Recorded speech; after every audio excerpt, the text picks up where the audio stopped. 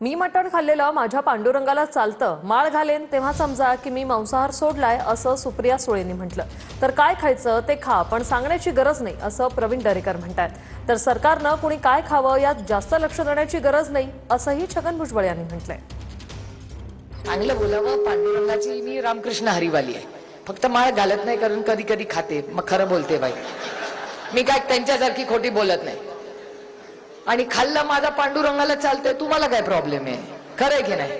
माझ्या पांडुरंगाला मटण खाल्लेलं चालतंय, बाकीच्यांना काय? याचं उत्तर मी देणार नाही, याचं उत्तर महाराष्ट्रातले तमाम वारकरी देतील. लोकशाही आहे, प्रत्येकाला बोलायचा अधिकार आहे. तुमचं विधान बरोबर असतं. मी असं आहे बघा, मला जे योग्य वाटतं ते मी बोलते आणि करते. माझी ना ईडी ना CBI, मी काय कोणाला काय केलं नाही.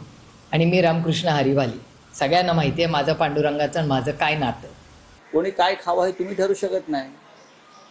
खावं ना. बरं, फडणवीसांना सांगा तुम्ही चोरून काय खाता ते मला माहिती आहे.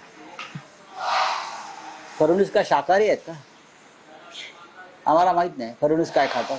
कशाला खाण्यापिण्यावर जात आहे? खाण्यावर जा. स्वतः काय खाताय? मटण चिकन का महाग झाली आहे मार्केटला?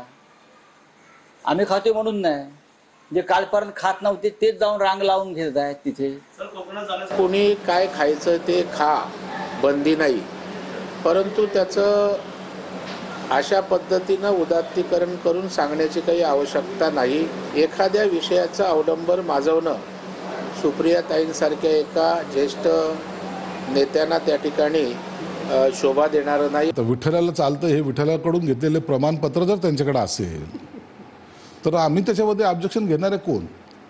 म्हणून याचा जो काही सर्वसामान्यांच्या मनावर जो काही परिणाम होतो ते लोक त्याची दखल घेतील.